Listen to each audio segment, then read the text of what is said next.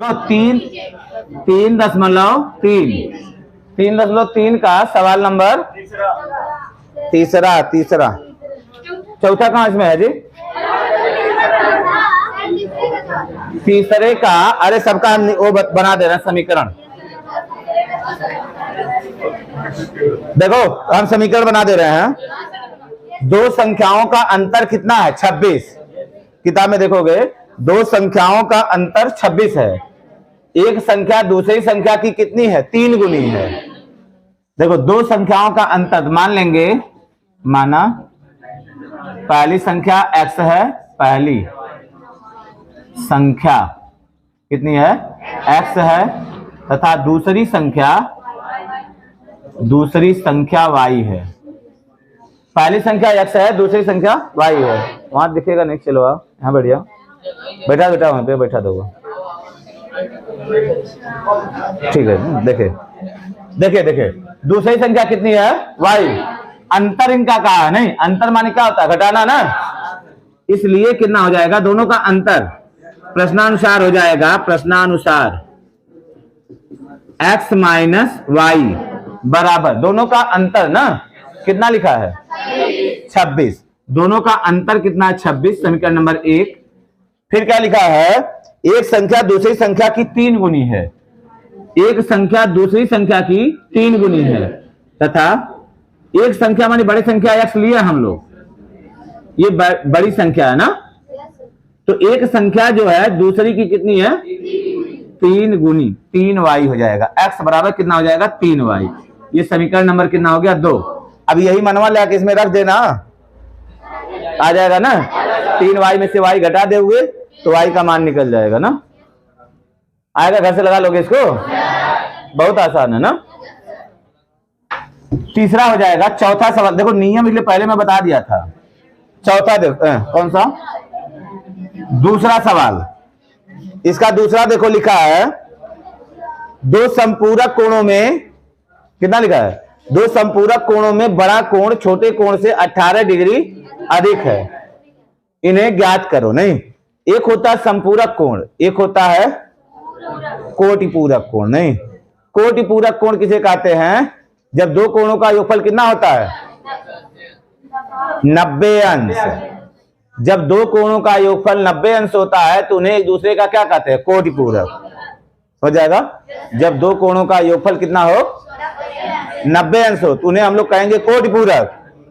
जैसे मान लो एक कोणवा 35 अंश का है, नहीं, या एक कोण 5 अंश का है। समझ रहा है क्या कह रहे हैं?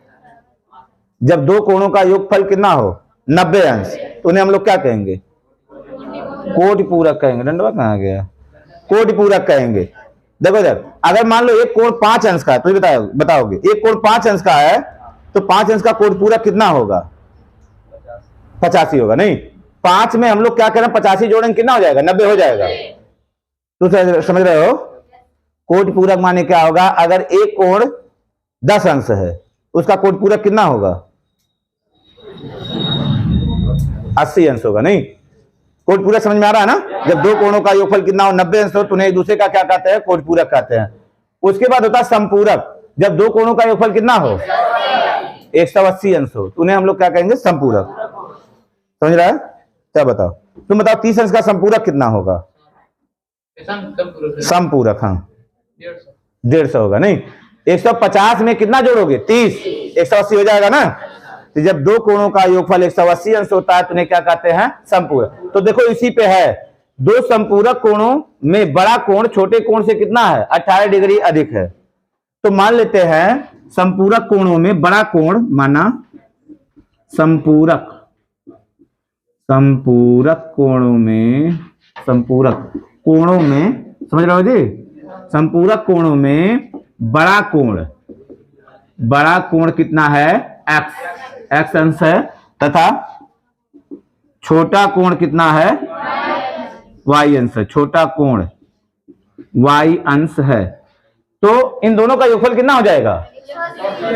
इसलिए x प्लस y बराबर हो जाएगा 180 अंश हो जाएगा। समीकरण नंबर 1। ये बात समझ में आया सबके? दोनों कोणों को जोड़ेंगे तो 180 अंश आएगा। फिर लिखा है बड़ा कोण छोटे कोण से 18 डिग्री अधिक है। प्रश्नानुसार है, प्रश्नानुसार जो बड़ा कोण है, बड़ा कोण कितना है यक्स, बड़ा कोण एक्स है, नहीं, जो बड़ा कोण है छोटे कोण से कितना अधिक है 18, तो छोटा कोण कितना वाई, तो वाई से कितना अधिक है 18, तो एक्स बराबर इतना, समीकरण नंबर कितना बना दोगे 2। अब ये यक्स का मान इसमें रख दो। अच्छा चलो बात बता देते हैं, नहीं तो इससे करने से मजा नहीं आएगा, नहीं समझ में आ रहा ना। जब इसमें भी वही यक्स का मनवा इसमें रखना है, इसमें भी देखो यक्स का मनवा क्या करो समीकरण 1 में रख दो।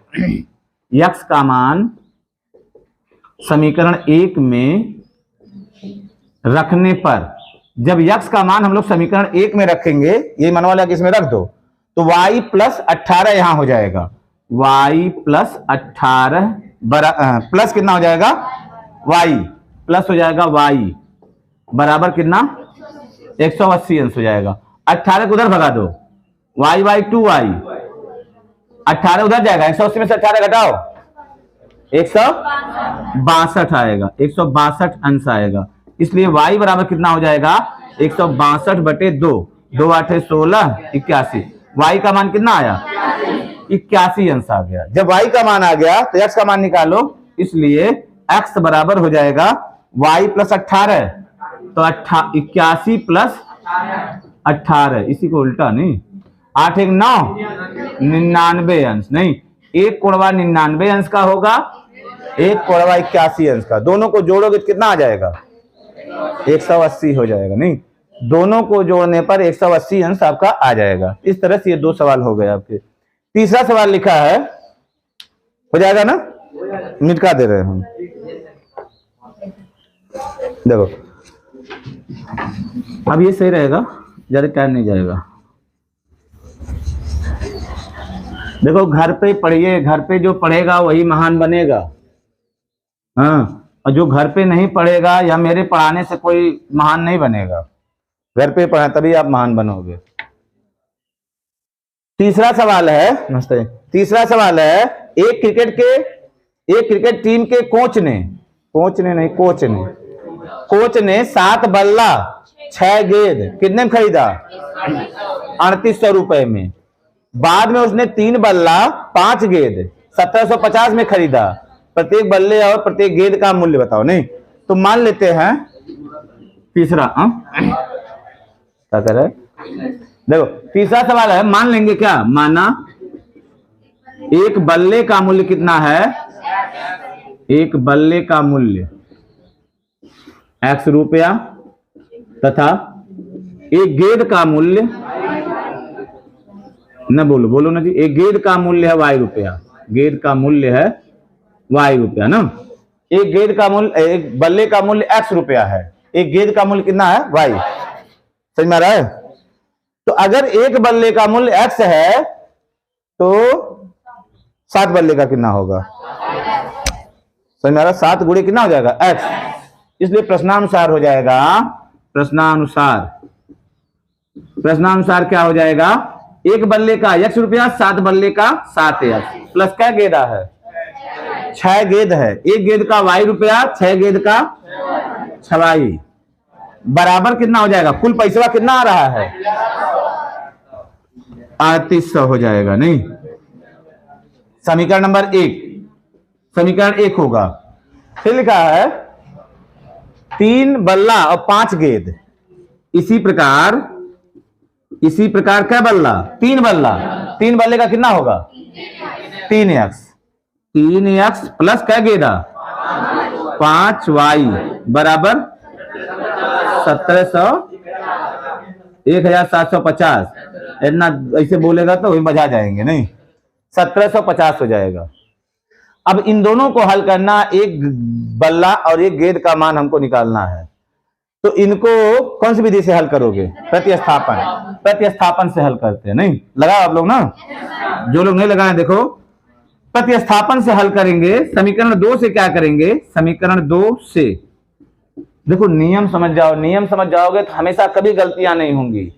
समीकरण 2 से क्या हो जाएगा 3x बराबर, इसको उधर ले आओ, 1750 माइनस कितना हो जाएगा 5y, x बराबर कितना हो जाएगा 1750 माइनस 5y बटे कितना हो जाएगा 3, समीकरण नंबर 3 भैया बतवा ना, बतवा क्या तो अब हम रिकॉर्डिंग देखेंगे, लेकिन इधर रिकॉर्ड हो रहा है नहीं, उधर का कैसे देखेंगे। देखो यक्स का मान क्या रख देंगे समीकरण 1 में, यक्स का मान समीकरण 1 में रखने पर, समीकरण 1 में रखने पर ये यक्स का मनवा लेके हम लोग रख देंगे नहीं, तो 7 गुणे कितना हो जाएगा, यक्स का मान ये रखेंगे 1750 माइनस 5y बटे कितना हो जाएगा 3, अब प्लस कितना है 6y बराबर कितना हो जाएगा 3800 हो जाएगा, 3800 दिख रहा ना।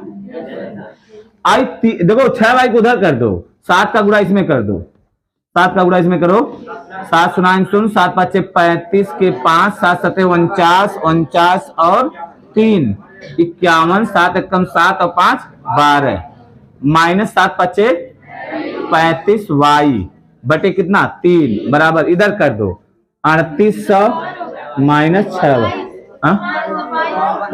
100 है कितना होगा 2 होगा। चलिए ठीक है, चलो ठीक है नहीं, अब 3 यहाँ भाग में उधर चला जाएगा गुणा में, 12250 माइनस 35y बराबर 3 का गुणा करो, 3 सुन 3 8 24 3 3 का 9 2 11 माइनस 3 6 18y, 18y को इधर ले आओ, इसको उधर ले जाओ तो माइनस 35y और प्लस कितना हो जाएगा 18y बराबर इसको उधर कर दो 11400 माइनस 12250 250 नहीं 12250। अब इसको घटाओ, 35 में से 18 घटाओ माइनस 17y बराबर इसको घटाओ माइनस 850 आएगा, इसलिए y बराबर हो जाएगा माइनस 850 बटे कितना माइनस 70 काट दो 17 पचे 50 आएगा, y का मान कितना आया 50, यानी किसका मूल्य है, किसका गेंद का नहीं, ये किसका है गेंद का, तो ड्यूज वाला गेंद नहीं था नहीं, उछलुआ गेंद था, टेनिस वाला था नहीं, तो ये y का मान आपको आया, एक गेंद का मूल्य कितना हो गया 50 रुपया हुआ, समझ में आया आपको। अब क्या करोगे आप, ये y का मान ला करके समीकरण 3 में रख दो, y का मान दिख रहा है इसमें, y का मान देखो, अब क्या करेंगे यहाँ पे देखो, y का मान क्या करेंगे हम लोग कहां ला के रखेंगे, हाँ y का मान समीकरण 3 में रखने पर, जब y का मान समीकरण 3 में रखेंगे इसमें तो x बराबर यानी किसका मूल्य निकलेगा, बल्ले का मूल्य निकलेगा 1750 माइनस 5y, तो 5 गुणे कितना 50 बटे कितना हो जाएगा 3, 1750 माइनस 250 बटे 3 घटाओ 1500 बटे 3 5 15 500 रुपया, एक्स बराबर 500 रुपया आया नहीं, बल्ला कुछ अच्छा है नहीं, 500 रुपए का बैट खरीदा गया, 50 रुपए का गेना, यानी अब आंसर देखो जब लिखोगे, आंसर ऐसे लिखोगे बढ़िया सा, आंसर जब लिखेंगे एक बल्ले का मूल्य, ऐसे एक बल्ले का मूल्य कितना 500 रुपया ना, और एक गेंद का मूल्य हो जाएगा, हाँ एक गेंद का मूल्य 400 रुपया, 50 रुपया नहीं, तो ये हो जाएगा, समझ में आया कुछ। चौथा सवाल देखते हैं, देखो चौथा सवाल देखो किताब में देखिए,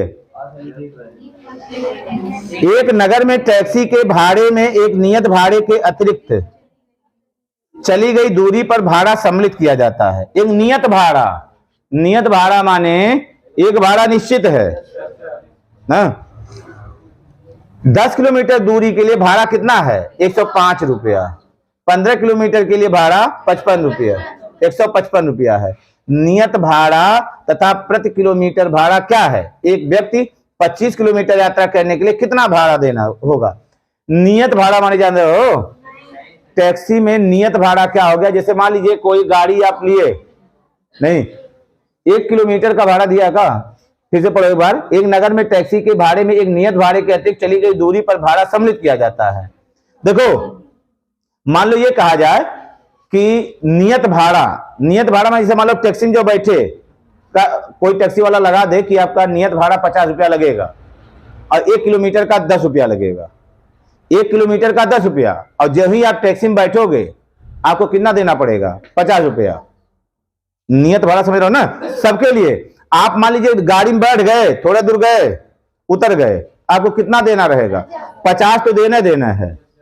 अब उसके बाद मान लीजिए 1 किलोमीटर का भाड़ा मान लो 5 रुपया है ना, तो 3 किलोमीटर का भाड़ा कितना हो जाएगा? 15 रुपया। कुल कितना पैसा दोगे? 65 रुपया। 50 और 15, बात को समझ में आ रही है? नहीं समझ में आ रहा है? नियत भाड़ा माने क्या हो गया? जैसे मान लीजिए कोई किताब आप ला रहे हो, कहीं से पढ़ने के लिए ला रहे हो, 1 दिन का आपको 10 रुपया लगेगा किराया, नहीं 1 दिन का 10 रुपया लगेगा। तो और ये कह दिया जाएगा इसका नियत भाड़ा, माने जब आप किताब को ले गए एक नियत भाड़ा 20 रुपया आपको देना है।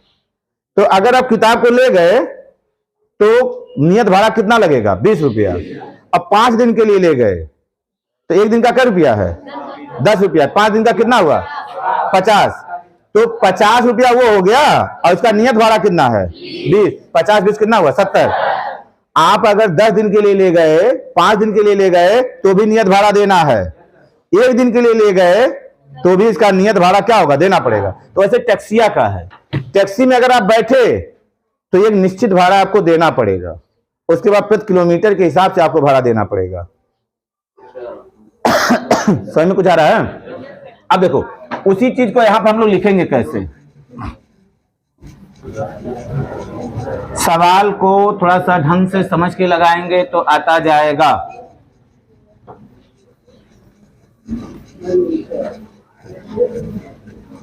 देखिए मान लेते हैं, माना टैक्सी का नियत भाड़ा, कौन सवाल है? चौथा ना, माना तीसरे का चौथा सवाल है। माना नियत भाड़ा कितना है? नियत भाड़ा है x रुपया, भाड़ा x रुपया है, तथा प्रति किलोमीटर भाड़ा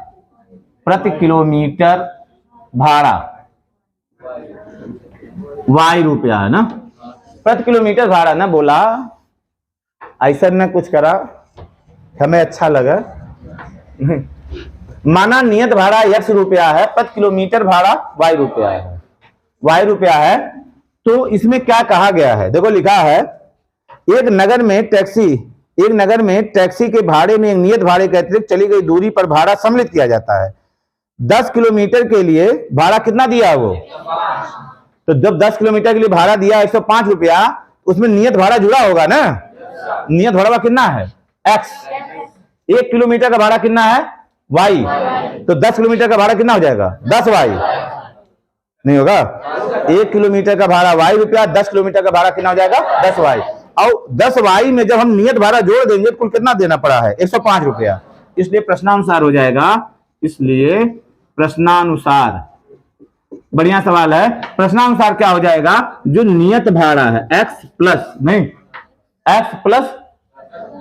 और कितना क्या किलोमीटर गया है? 10 kilometre, x plus 10y। 1 kilometre भाड़ा y, 10 किलोमीटर का भाड़ा कितना हो गया? 10y, बराबर कितना हो जाएगा? 105। समीकरण नंबर 1 समझ में आया? फिर लिखा है तथा 15 किलोमीटर के लिए कितना भाड़ा देता है? 155 रुपया। तो इसी प्रकार क्या हो जाएगा? 15 किलोमीटर के लिए इसी प्रकार 15 किलोमीटर के लिए कितना हो जाएगा? यस तो देना है ना। Yes plus 15y, x plus कितना हो जाएगा? 15y बराबर 100। नहीं समझ रहे हो ना? तेरा दिमाग नहीं काम कर रहा? नहीं। 155 समीकरण नंबर कितना हो गया? 2। अब ये जब ये बन गया तो सवाल तो बहुत आसानी से आ जाएगा। नहीं तो क्या करो, लगाना कि लगा लोगे? चलो अच्छा बता देते हैं। देखो हम लोग इसको किससे लगाएंगे? प्रतिस्थापन से। नहीं, प्रतिस्थापन से लगाने के लिए क्या करेंगे? प्रतिस्थापन विधि से। प्रतिस्थापन विधि से क्या हो जाएगा? समीकरण 2 से, समीकरण 2 से क्या करोगे? x बराबर, इसको उधर करो, 155 माइनस 15y, समीकरण नंबर कितना हो जाएगा? 3। ये x का मान लिया कहां रखेंगे? समीकरण 1 में। x का मान समीकरण 1 में रखने पर, 1 में रखने पर, जब समीकरण 1 में x का मान रख देंगे तो हो जाएगा 155 माइनस 15y, 155 माइनस 15y, समझ रहे जी? प्लस हो जाएगा 10y बराबर 105। अब देखो इस हाई दोनों को ना, हाई 155 उधर ले जाओ, 15 में से 10 घटाओ, माइनस 5y, इसको उधर ले आओ, 105 माइनस 155 घटाओ, कितना आएगा? दिख रहा है कितना आएगा? देखो माइनस 5y बराबर हो जाएगा माइनस 50 होगा, y बराबर हो जाएगा माइनस 50 बटे माइनस 5, 50, माइनस खत्म हो जाएगा ना। y बराबर 10 रुपया, यानी 1 किलोमीटर का भाड़ा क्या रुपया है? 10 रुपया। 1 किलोमीटर का भाड़ा 10 रुपया आया ना, समझ रहा है? देखो ये हो गया। अब y का मान लाके कहां रख दो? समीकरण 3 में। y का मान समीकरण 3 में रखने पर, जब इसमें रखोगे तो x बराबर हो जाएगा 155 माइनस 15 गुणे कितना? 15 गुणे 10, y का मान 10 है ना, तो 155 माइनस 150, 5, x रुपया कितना? x कितना हो गया? 5 रुपया। यानी कि क्या हो गया? उसको नियत भाड़ा कितना देना है? 5 रुपये। टैक्सी में पैर आप डाले, 5 रुपया देना है। थोड़ा दूर बाद गए, उसके बाद घर से फोन आ गया, बाबू चले आओ, तो अगर उतरोगे तो कहेगा 5 रुपया दो हमारा ना, तो नियत भाड़ा होता है ना। उसके बाद देखो हाई दोनों सवाल तो बड़े अच्छे हैं। बाकी का देखिए, हम कुछ का आपको समीकरण खाली बना देंगे, लगाना आपको है। नियम मैं समझाया हूं, आप लोग नियम का कुछ तो ध्यान रखो। सवाल नंबर 5वां। अच्छा 25 किलोमीटर का वो निकालना है, नहीं क्या किलोमीटर? देखो लास्ट में लिखा है ना, क्या लिखा है? 25 किलोमीटर के, देखो 25 किलोमीटर जाने के लिए कितना भाड़ा देना पड़ेगा? पहले वो 5 तो देना पड़ेगा, नहीं 25 किलोमीटर के लिए भाड़ा। इसमें देखो आगे लिखा है 25 किलोमीटर के लिए भाड़ा कितना हो जाएगा? 25 किलोमीटर के लिए भाड़ा हो जाएगा x तो हो गया आपका क्या? नियत भाड़ा, अब प्लस 25y होगा ना। 25 किलोमीटर जाना है, एक देखो 25 किलोमीटर जाना है, 1 किलोमीटर का भाड़ा कितना? y, 25 किलोमीटर का भाड़ा कितना हो जाएगा? 25y। तो x का मान कितना? 5। अब 25 गुणे 5 का मान कितना? y का मान कितना? 10। तो बराबर हो जाएगा 5 धन 250, कितना हो जाएगा? 255 रुपया हो जाएगा ना। तो नियत भाड़ा को जोड़ना होगा। कल नहीं परसों टेस्ट रहेगा ना। अभी रुको नहीं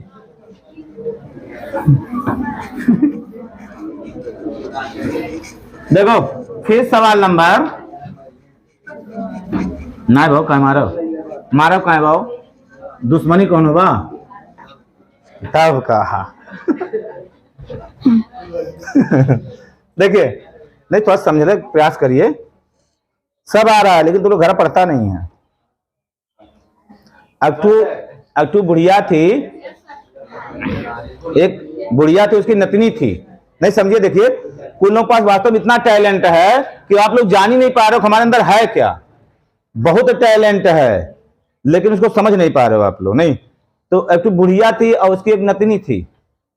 तो वो बड़ी गरीब थी, बहुत गरीब, माने क्या करते थे, कुल चटनी पीस के रोटी खाली खाते थे। नहीं चटनी पीस के रोटी खाते थे, तो उनके पास एक सील था, एक लोढ़ा था।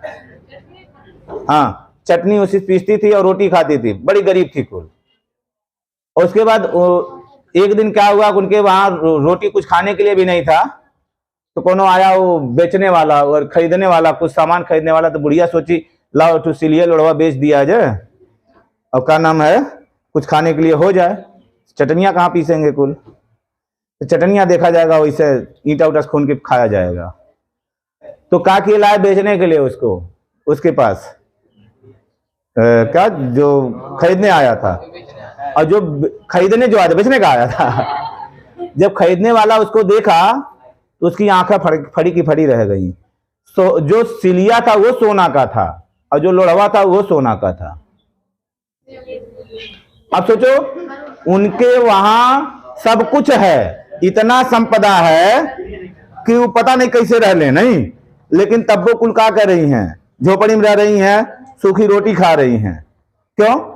क्योंकि उनको पता ही नहीं था, उनको पता ही नहीं था कि हम जो सिलिया चटनियां पीस रहे हैं वो सोने का है। जब पता चला तो वो जो सौदागर था, बड़ा ईमानदार था, वो बता दिया बुढ़िया माई इतना महंगा ये है कि इसको हम खरीद ही नहीं पाएंगे। तो बताया कि हाँ ये सोने का है। तब बुढ़िया की आंख की पट्टी खुली, बुढ़िया बेची, बेच करके आलीशान बंगला उंगला बनवाई अपना।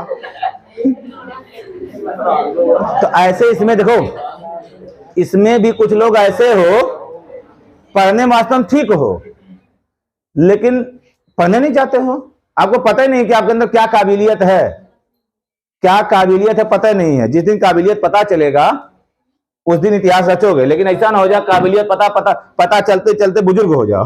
नहीं, कहते समझो, सब लोग समझ लो। नहीं, सवाल नंबर 5 देखो, तीसरे का 5वां सवाल। मत बोलिए, बोलिए मत, बोलिए मत, 2 सवाल और देखो।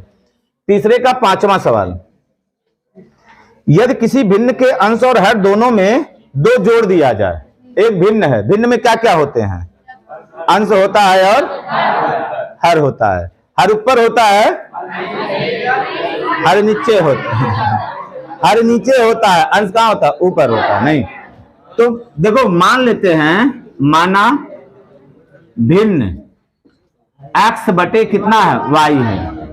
भिन्न x बटे y है, यानी x इसका अंश है, हर इसका माई है, अरे y है। x इसका अंश है, हर इसका y है। नहीं, हर इसका y है ना। तो प्रश्नानुसार देखो क्या कह रहा है, प्रश्नानुसार क्या कहा जा रहा है, क्या कहा है? यदि किसी भिन्न के अंश और हर में क्या किया जा,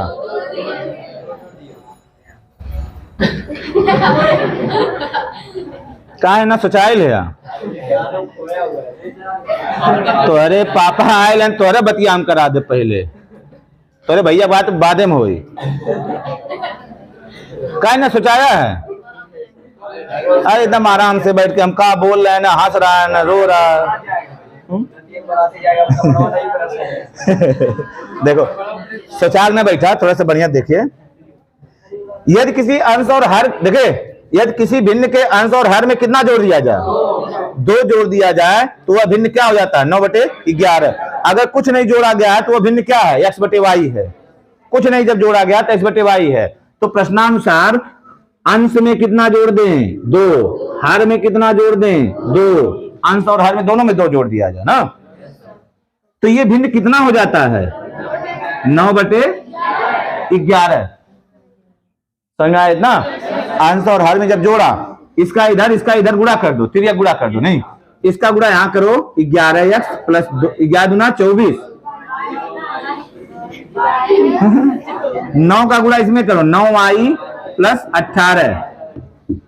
11x माइनस 9y, इसको उधर ले जाओ, 18 माइनस 22 कितना हो जाएगा?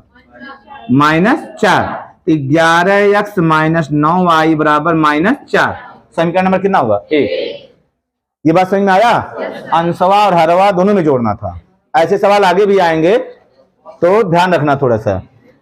फिर लिखा है यदि अंश और हर दोनों में से, यदि अंश और हर दोनों में क्या किया जाए? 3 जोड़ दिया जाए। कितना जोड़ दें? 3 जोड़ दिया जाए, भिन्नवा कितना हो जाता है? 5/6। पुनः प्रश्नानुसार क्या हो जाएगा? पुनः प्रश्नानुसार अब की बात 3 जोड़ा गया तो कितना हो गया? 5/6। 6 का गुणा यहाँ 6x + 18 5y + 15। इसको इधर ले आओ, 6x - 5y 15 - 18, 15 में से 18 घटाओ -3, 6x - 5y = -3। समीकरण नंबर 2। इन दोनों को हल करके आपको x और y का वैल्यू निकालना है। नहीं होगा? कुछ जनता नहीं समझ रही है कुछ। देखो, जो लोग नियम नहीं समझे हो वो लोग उतारने से कितना समझोगे? नियम एक दिन बताया था आपको, फिर एक दिन देखेंगे नियम बताएंगे, एक दिन फिर बताएंगे। देखिए ये इतना हो जाएगा, तो इसको डू योरसेल्फ नहीं, अपने आप से करो, खुद से भी करिए। उसके बाद देखो अगला सवाल है, अगला सवाल बताएंगे पूरा, मिटा दें इसको। देखो दूसरा सवाल है, अगला लास्ट वाला।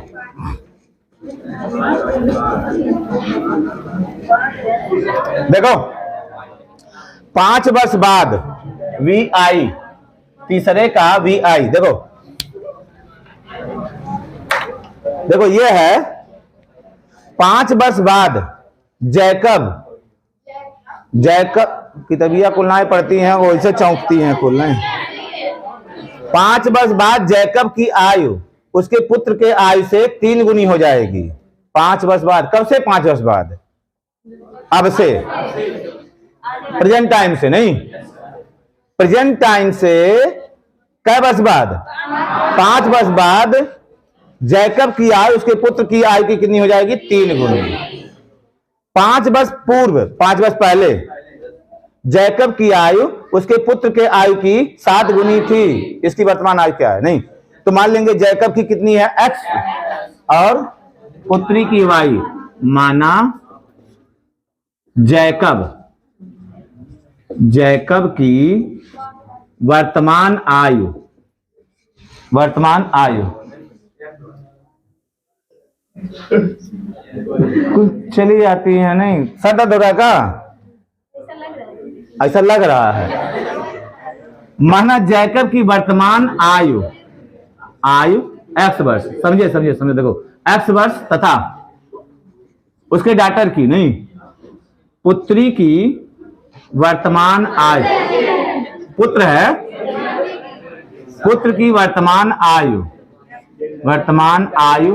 कितना है? y वर्ष है ना, समझ में आ रहा है? ये वर्तमान आयु मैंने समझ रहे हो? यह समय जो उम्र है, मान लो तुम्हारा उम्र इस समय 52 साल है, मानने में क्या जा रहा है? नहीं, मानने में क्या जा रहा है? देखो आज मान लीजिए आपकी उम्र 50 साल है ना, तो 10 साल पहले आपकी उम्र कितनी रही होगी? कैसे आएगा? 50 में से क्या करेंगे? 10 को घटा, वर्तमान आयु में से हम लोग घटा देंगे जब पहले हमको निकालना होगा, और 10 वर्ष बाद कितना होगा? जोड़ देंगे, वर्तमान आयु में जोड़ देंगे। अब देखो इसको आप बताओ, 5 वर्ष पूर्व और 5 वर्ष बाद जैकब की आयु। अब बताओ तुम बताओ, जैकब की वर्तमान आयु कितनी है? x वर्ष। 5 वर्ष बाद जैकब की आयु कितनी होगी? आज मान लो तुम्हारी उम्र 15 साल है, 5 वर्ष बाद कितना होगा? 15 गुणे 5 जोड़ेंगे ना, तो वहां कहां गुणा कर दिया? 5x कहां कर दिया? x प्लस कितना हो जाएगा? 5। आज देखिए जैकब की आयु कितनी है? वर्तमान आयु x वर्ष है, 5 वर्ष बाद कितनी होगी? x + 5। क्या लिखेंगे? 5 वर्ष बाद, 5 वर्ष बाद जैकब की आयु की आयु कितनी हो जाएगी? x + 5। पुत्र की आयु 5 उसमें भी जुड़ेगा ना, y + 5। प्रश्नानुसार हो जाएगा, प्रश्नानुसार। देखो प्रश्नानुसार कहा गया है कि जो 5 वर्ष बाद जैकब की आयु के पुत्र की आयु की कितनी हो जाएगी? 3 गुनी। यानी जो जैकब की आयु है यानी x प्लस 5 बराबर 3 गुणे y प्लस 5। समझ में आ रहा ना? इतना हो जाएगा। तो x प्लस 5 बराबर ये जैकब की आयु पुत्र के आयु की 3 गुण 3y प्लस 15। इसको इधर ले आओ। x माइनस 3y बराबर 15 माइनस 5 बराबर कितना हो जाएगा 10। x माइनस 3y बराबर 10 समीकरण नंबर 1। फिर कै वर्ष पहले? 5 वर्ष पूर्व। पूर्व माने पहले। तो 5 वर्ष पहले आज अगर जैकब की आयु x है तो बताओ 5 वर्ष पहले कितनी आयु रही होगी उसकी? आज जैकब की आयु x वर्ष है तो 5 वर्ष पहले कितनी आयु रही होगी? x माइनस 5 हो जाएगा। नहीं देखो क्या करेंगे हम लोग, 5 वर्ष पूर्व। 5 वर्ष पूर्व माने पहले। 5 वर्ष पूर्व हो जाएगा जैकब की आयु। जैकब की आयु कितनी होगी? दिख रहा है? जैकब की आयु कितनी हो जाएगी? x minus 5। पुत्र की आयु कितनी हो जाएगी? आयु y माइनस 5। समझ में आया? फिर प्रश्नानुसार क्या हो जाएगा? प्रश्नानुसार अब की बार क्या गुना लिखा है? जैकब की आयु के पुत्र के आयु की कितनी थी? 7 गुनी।